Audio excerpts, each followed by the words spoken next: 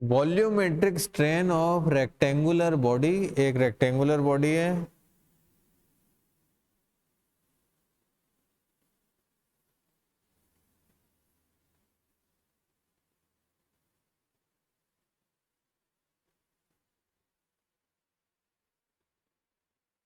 इस rectangular body का volume change कितना आएगा उसके डिवाइड बाय अगर अपन ओरिजिनल वॉल्यूम करें तो अपन को मिलेगा वॉल्यूमेट्रिक स्ट्रेन। ये शब्द आ गया वॉल्यूमेट्रिक स्ट्रेन।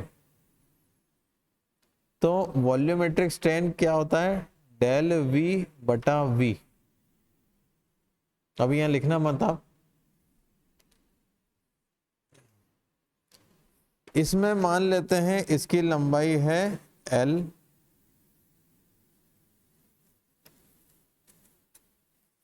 मान लीजिए इसमें सिर्फ एक एक्सिस के दिशा में पी फोर्स लग रहा है। मान लेते हैं इसकी थिकनेस है टी और इसकी चौड़ाई है बी, तो इसका वॉल्यूम कितना आ जाएगा? तीनों डायमेंशन का मल्टीप्लिकेशन एल, बी और टी।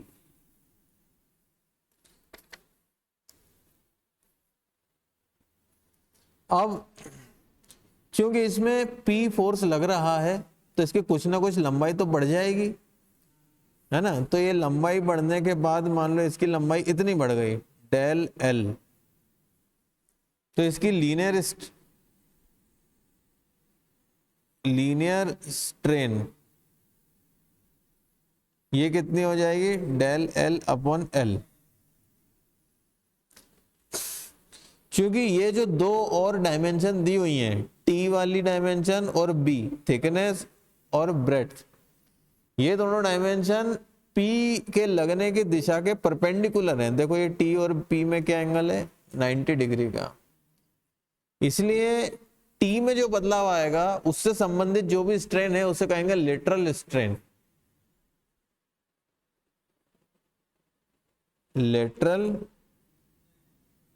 स्ट्रेन तो ये कौन कौन सी होंगी? एक तो टी में आने वाले बदलाव से संबंधित स्ट्रेन एवं बी में बदलाव आने से संबंधित स्ट्रेन, ये दोनों अपन को मिल जाएंगे। अब इनके बीच में रिश्तेदारी कैसी है? पॉइसन रेशो ने बताया, पॉइसन नाम के इंसान ने।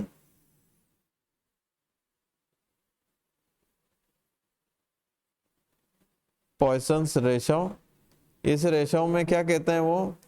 पॉइसन रेशो को अगर अपन 1/m से डिनोट करें तो ये आता है, पहले ऊपर आता है लेटरल स्ट्रेन बटा, हाँ पिछली बार उल्टा लिख दिया था, ऊपर लेटरल आएगा नीचे लीनियर आएगा। तो इसका मतलब 1/m लेटरल स्ट्रेन में पहले अपन इसको देखते हैं, डेल टी बटा टी, फिर लीनियर स्ट्रेन से भाग दे रहे हैं मतलब डेल एल अपॉन एल। इसको उल्टा करके इसमें मल्टीप्लाई कर सकते हैं। डेल एल अपॉन एल कितना होगा ये अगर अपन निकालना चाहें तो कैसा निकलेगा? यहां पे देखो,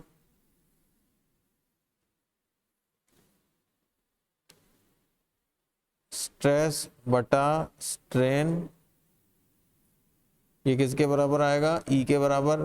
तो स्ट्रेन को इधर ले जाएं और ई को नीचे ले जाएं तो स्ट्रेन इक्वल टू स्ट्रेस बटा ई, है ना। ये दोनों एक्सचेंज हो गए, इतना तो करना आता है ना।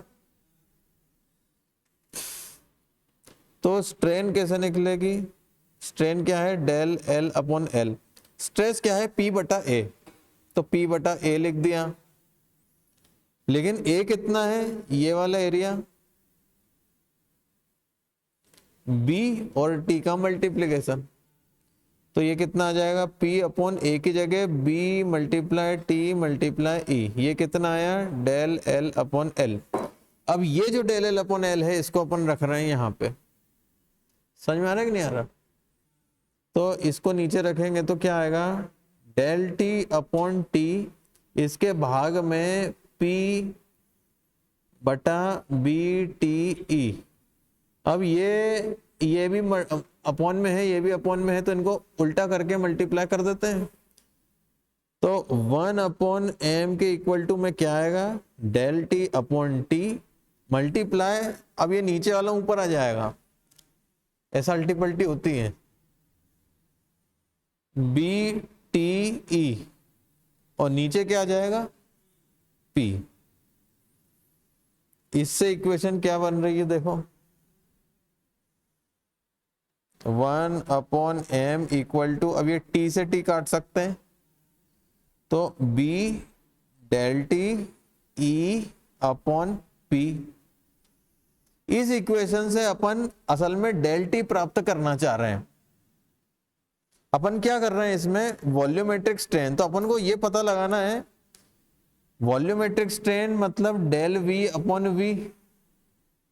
अब इन दोनों में से कौन सा पता है अपन को, ये पता है v कितना है, v है L into B into T. Change in volume अपने को नहीं पता, तो चेंज इन वॉल्यूम अगर अपन को पता करना है तो अपन क्या कर सकते हैं, अपन ये पता कर सकते हैं इसकी लंबाई में कितना बदलाव आया, बढ़ गई कि घट गई, इसकी मोटाई में कितना बदलाव आया, मोटाई बढ़ गई कि पतली हो गई, और इसकी चौड़ाई में कितना बदलाव आया। तो अगर ये चौड़ाई कितनी बदली, थिकनेस कितनी बदली, मोटाई और लंबाई कितनी बदली, अगर ये तीनों मालूम पड़ गया तो अपन को चेंज इन वॉल्यूम मिल जाएगा कितना हुआ। ठीक है, तो अपन यहाँ पे डेल टी निकालना चाह रहे हैं, इसके बाद अपन डेल बी निकालेंगे, है ना। डेल एल अपने को पता है इस फॉर्मूले से, ठीक है, ये तीनों निकाल रहे हैं अपन। तो इससे डेल टी कैसे निकलेगा, डेल टी को इस तरफ छोड़ दो, पी को यहाँ ऊपर ले जाओ, बी और ई को नीचे ले आओ, तो P ऊपर रह गया और M में ये B और E आ गए, B E और M। ठीक है, इसी प्रकार से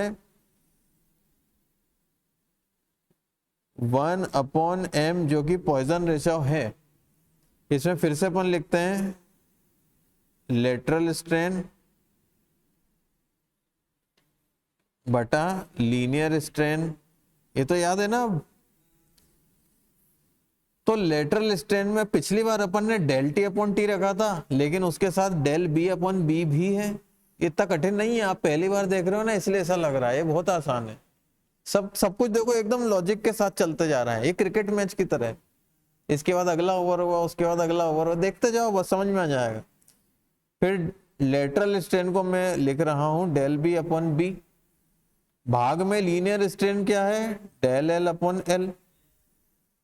अब आगे बढ़ते हैं, 1 अपॉन एम, इसको तो ऐसा कैसा ही छोड़ दे रहा हूं, डेल बी अपॉन बी। ठीक है, इसके डिवाइड में जैसे यहां पे रखा था डेल एल अपॉन एल की जगह क्या रखा था, P upon B T E, उसी तरह से यहां रख देते हैं P upon B T E. अब इसको उल्टा करके इसमें मल्टीप्लाई कर देते हैं, del B upon B multiply B T E ऊपर आ जाएगा बटा पी नीचे आ जाएगा, बी से बी कैंसिल हो गए। क्या इक्वेशन बन गई, 1 upon M equal to del B T E upon P. अब क्या करो, डेल बी पता करना है कितना है, तो पी को इधर ले जाओ और टी और ई को नीचे ले जाओ। डेल बी में पी को ऊपर ले गए तो अकेला पी बचेगा, अपॉन में सारा आ जाएगा एम टी और ई, है ना। तो एक तो ये अपन को मिला था, एक ये अपन को मिला था, इसकी मदद से डेल एल अपन निकाल सकते हैं। क्या है यहाँ पे, डेल एल अपॉन एल, ये आया था P upon B T E, इसकी मदद से अपन डेल एल निकाल सकते हैं। ये क्या आएगा, P अपॉन P के साथ L मल्टीप्लाई हो जाएगा बी टी ई।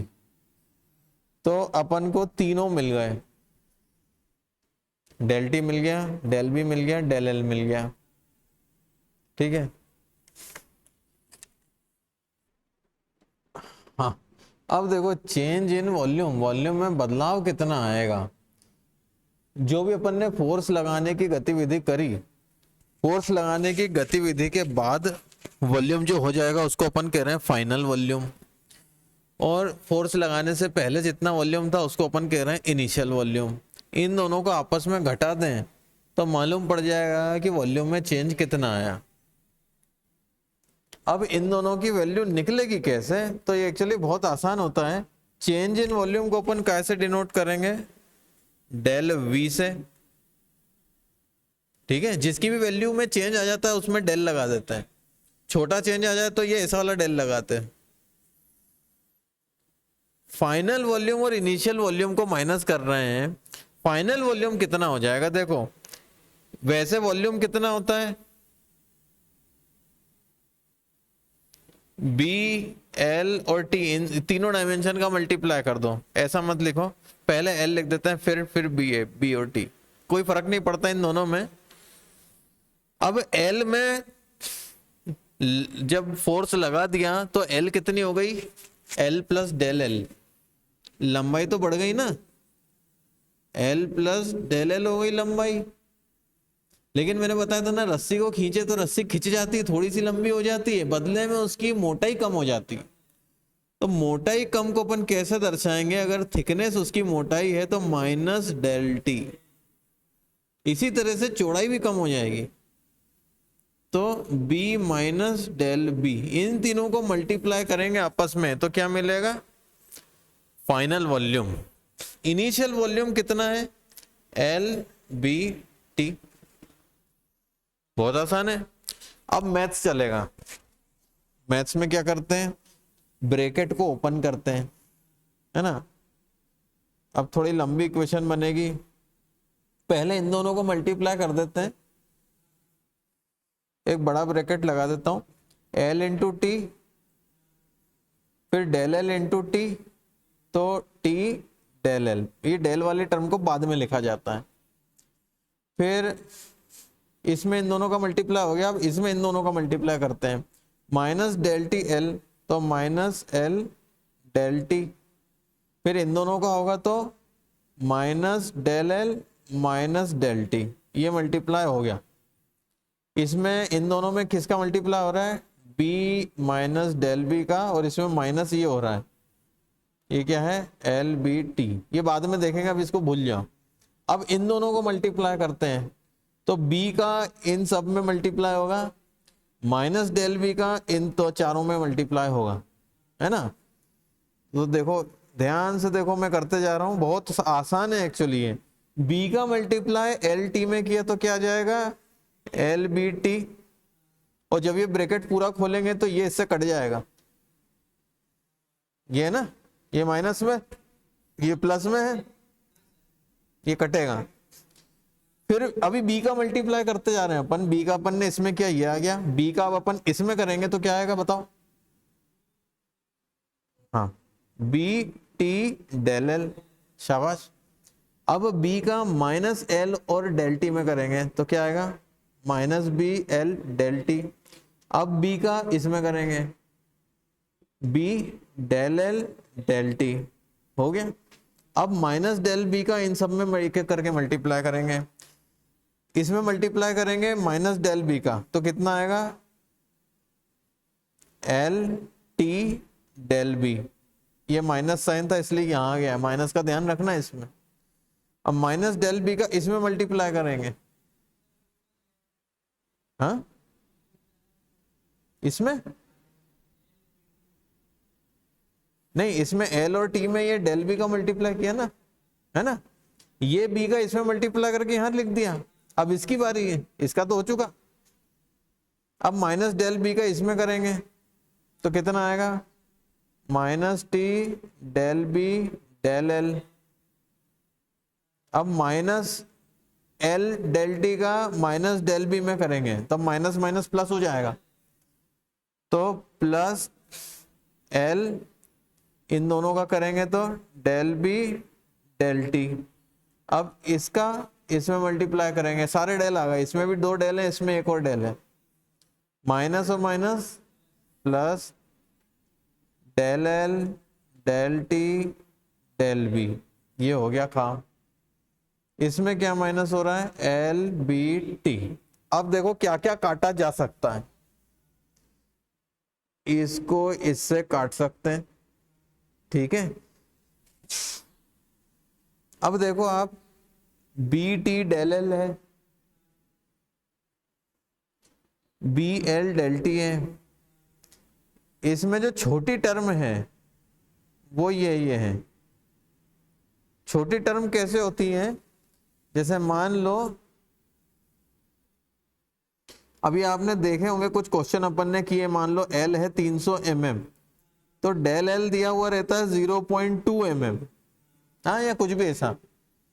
मान लो बी दे रखा है 25 mm, तो डेल बी आएगा 0.06 mm। ये एक अंदाजे की वैल्यू बता रहा हूं, मैं बताना ही चाह रहा हूं डेल बी बहुत छोटा होता है। कहां 25 mm 2.5 सेंटीमीटर 1 इंच के बराबर होगा, और कहां 0.06 mm।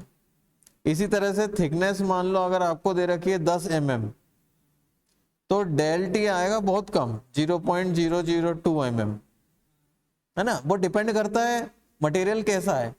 रबर है तो आप देखना, रबर को भी अगर आप मिटाने वाले रबर को खींचोगे तो रबर पतला होता है।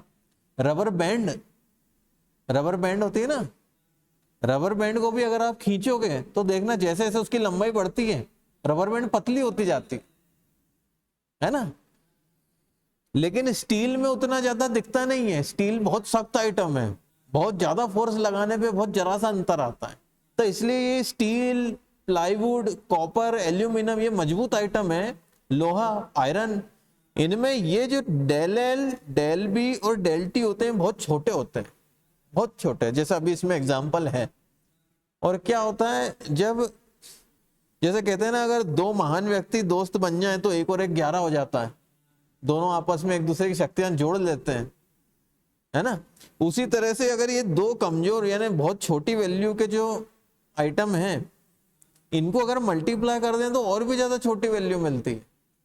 देखो del L multiply del B कर दें तो मतलब हम किसका मल्टीप्लाई कर रहे हैं, 0.2 मल्टीप्लाई बाय 0.06, तो कितना आएगा, करके बताओ, दिमाग चलाओ। हाँ, इसकी वैल्यू आएगी 0.0012। अब बताओ ये जो वैल्यू है 0.0012, ये 0.06 से भी छोटी है और 0.2 से भी छोटी है ना। और ये तो 2 मल्टीप्लाई करें, अगर इन तीनों को मल्टीप्लाई कर दें तो क्या होगा, और भी छोटी संख्या आएगी। तो ये बात मैं इसलिए बता रहा हूं, वो ढूंढो टर्म जिसमें 2 छोटी संख्याओं का मल्टीप्लिकेशन हो रहा हो। एक ये वाली टर्म है, डेल एल और डेल टी का मल्टीप्लाई हो रहा है, इसमें एक ही छोटी टर्म है, इसमें दो छोटी टर्म है, इसमें 2 छोटी टर्म है, इसमें तो 3 छोटी टर्म है। जिनमें भी एक से अधिक छोटी टर्म का मल्टीप्लिकेशन हो रहा है वो वैल्यू इतनी कम होती है कि उन्हें हम नजरअंदाज कर सकते हैं, है ना। तो उसके लिए अपन लिखेंगे निगलेक्टिंग, निगलेक्ट करना मतलब निगलेक्टिंग, निगलेक्ट करना मतलब नजरअंदाज करना, neglecting terms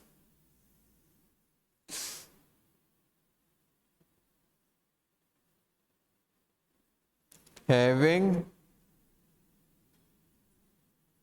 multiplication of more than 1 smaller terms, जिसमें एक से अधिक छोटी सी सूक्ष्म वैल्यू का गुणा हो रहा है उसे नजरअंदाज कर रहे हैं। इसके अंदर ये लिखा है मैंने, उन टर्म्स को नजरअंदाज कर रहे हैं जिसमें एक से अधिक छोटी टर्म्स का मल्टीप्लिकेशन हो रहा है। ऐसा कर देने से हम अभी इनको नजरअंदाज कर दो, मैं इसको काट रहा हूं, काटना नहीं है, चलो नहीं काटते। अब डेल, अरे ये क्या लिख दिया मैंने, अब डेल वी कितना हो जाएगा, तो सबसे पहले बी टी डेल एल आएगा, इसमें एक ही छोटी टर्म है, इसको नजरअंदाज नहीं कर सकते। फिर बी एल माइनस में है ये बी एल डेल टी है, नहीं ये ना बी टी, अरे हाँ ये बी है, अरे हाँ मैंने डेल लिख दिया, हाँ सॉरी, गुड, ध्यान दे रहे हो मतलब आप। बी टी डेल एल हो गया, बी ई डेल टी हो गया, अब ये आ जाएगी minus L T del B, बस। तो ये तीन टर्म रह गई, एक बार फिर से लिखता हूं मैं,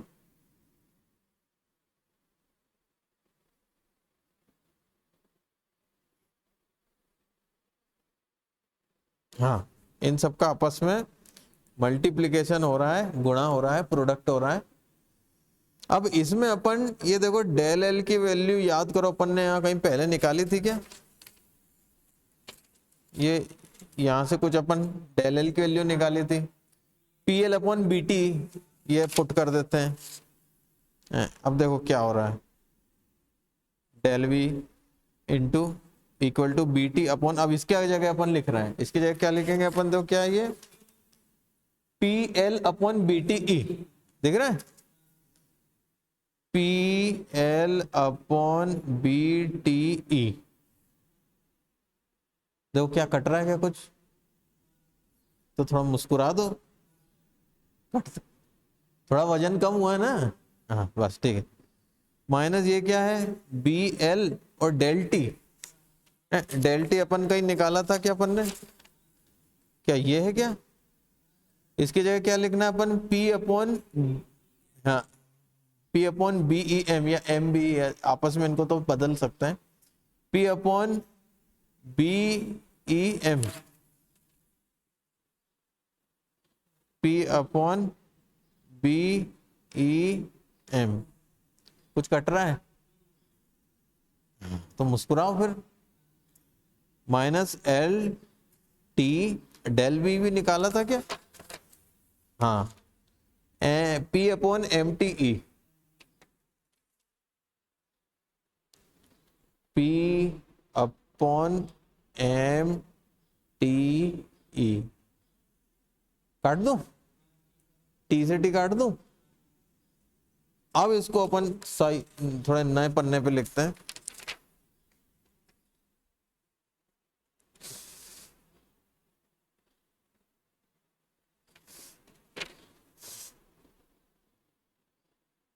डेल वी बराबर आया P L upon E minus P L upon M E, देखो इसमें क्या बचा, बी से बी कट गया था ना, तो P L upon M E, तो ये लिख दिया मैंने P L upon M E, है ना। अब माइनस जो दूसरी टर्म थी ये टी वाली, इसमें देखो ये क्या बच रहा है, ये टी से टी कैंसिल हो गया, दिख रहा है ना, P L upon M E, तो कुछ इत्तेफाक नहीं दिख रहा आपको इसमें, दोनों एक जैसी टर्म आ गई, इसमें ऊपर बी था नीचे बी था कट गया था, इसमें ऊपर टी था नीचे टी था कट गया था, इधर भी P L upon M E बचा, इधर भी P L upon M E बचा, तो ये जो ना एक जैसे हैं तो क्यों ना इनको जोड़ दें, तो डेल वी इक्वल टू क्या आ गया, P L upon E minus 2 गुना P L upon M E, इनमें से भी क्या कुछ कॉमन निकल रहा है, एल कॉमन निकल रहा है, पी कॉमन निकल रहा है, ई कॉमन निकल रहा है ना, तो पी एल अपॉन ई को अगर कॉमन लें तो यहां बचेगा 1, यहां बचेगा 2/m,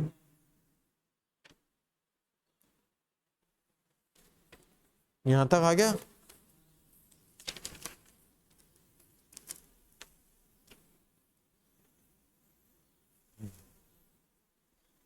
अब अपन ये सब क्यों कर रहे थे, अपन को क्या निकालना था, वॉल्यूमेट्रिक स्ट्रेन। उद्देश्य भूलो मत, अपने जीवन का उद्देश्य, डेल वी अपॉन वी। यहां पे अपन डेल वी की जगह ये सब अगर रख दें, इस डेल वी की जगह, तो अपन को क्या मिल जाएगा, वॉल्यूमेट्रिक स्ट्रेन मिल जाएगी। तो वॉल्यूमेट्रिक स्ट्रेन को अपन ये लिख सकते हैं, डेल वी की जगह मैं ये रख रहा हूं, क्या रख रहा हूं, पी एल अपॉन ई 1 माइनस 2 बटा एम, बटे में वी है, वी की जगह क्या लिख सकते हैं, L B T, L B T.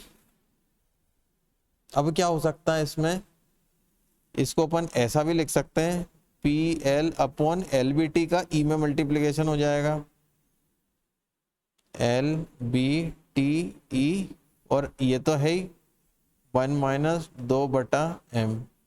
कुछ कट रहा है, ये कट रहा है, तो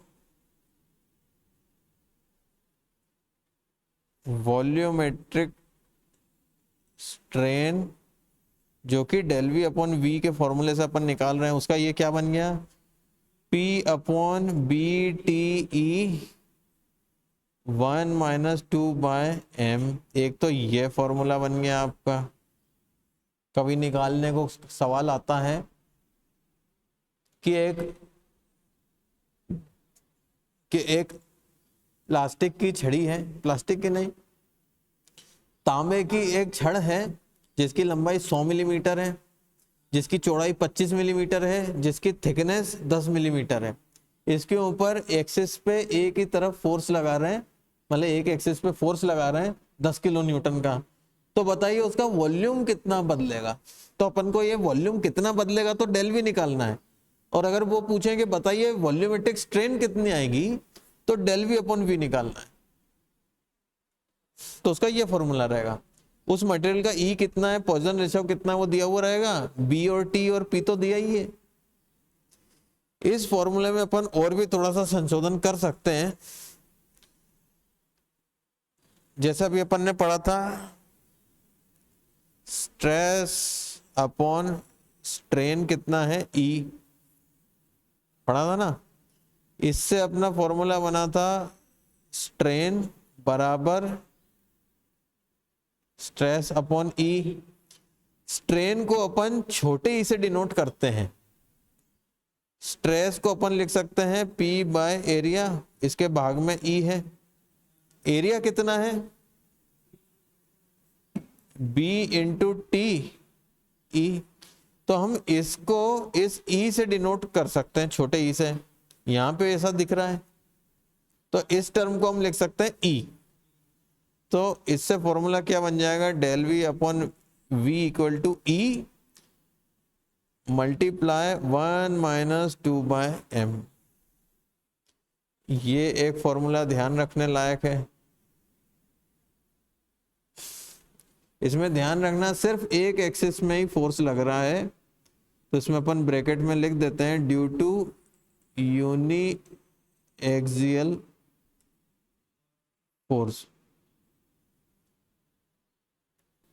इसमें जो E है ये क्या है, लीनियर स्ट्रेन। ये क्या होता है, डेल एल अपॉन एल होता है। तो इसको अपन ये भी लिख सकते हैं, del V upon V equal to del L upon L multiply 1 minus 2 by M.